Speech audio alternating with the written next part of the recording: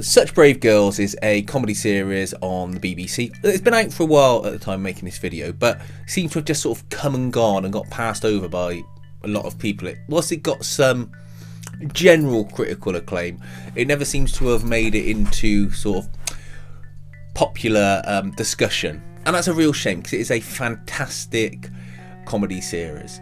It's written by and starring Kat Sadler, who plays one of two sisters, Billy and Josie, and they live with their mum. Their dad has left them. He went out to get milk or cigarettes or something and never came back.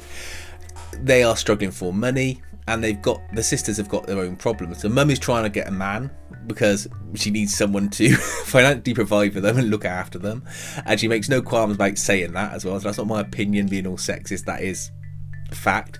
And Kat Sadler's character, Josie, has got mental health issues that she keeps telling her mum and her sister about, and no one takes seriously because it costs money to deal with things like therapy and that. And the sister Billy, she's obsessed with this boy, and she will do anything to get and keep him, which is a source of a lot of comedy for it as well. There are other characters. The man that the mum is trying to get, there's a boyfriend that Josie has got, and they all play their part in the stories too. But essentially it's led by these three women, and it is a fantastic dark comedy.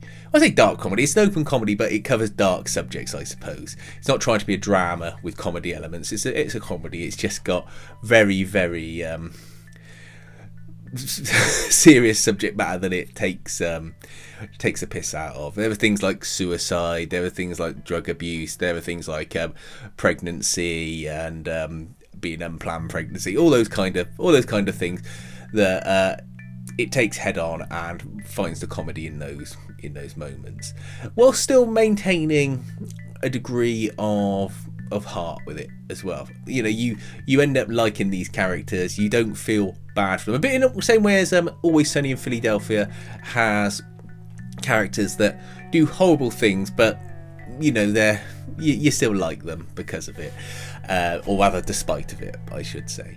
It's excellently acted, and to think that Kat Sadler has written this herself just goes to show that if you invest in young talent, then you know you do get winners come through.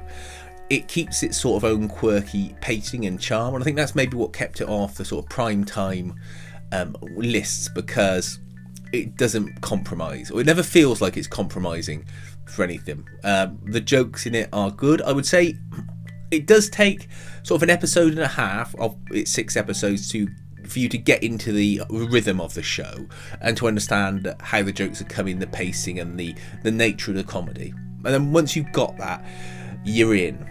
There's a certain joke in, I think it's the 2nd episode, where they're doing a pregnancy test that I think you're either going to laugh at or you're not.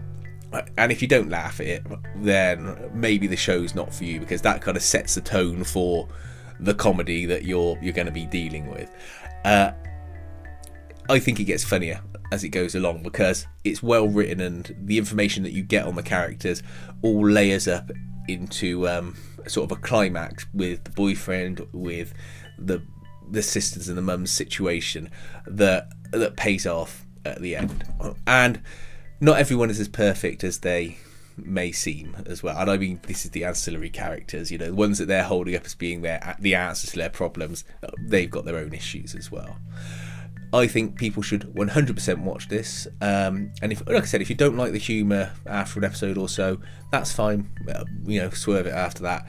But I think most people, if you like things like Nighty Night, that kind of humour, like Julia Davis kind of stuff, this feels very much in that vein. And it uses lots of different locations. It feels very real world as far as where it's shot and how it's shot. And it's all the better for it, to be honest. I would 100% recommend this to anyone who likes a comedy that isn't Mrs. Brown's Boys.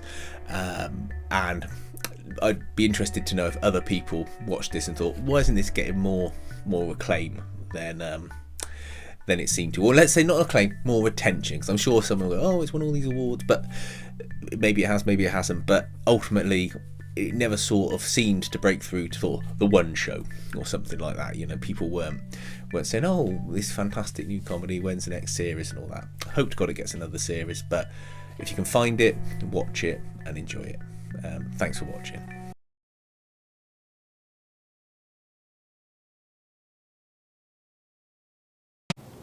Would you like me to take your clothes off? No, thank you. Would you like me to take my clothes off? No, thank you.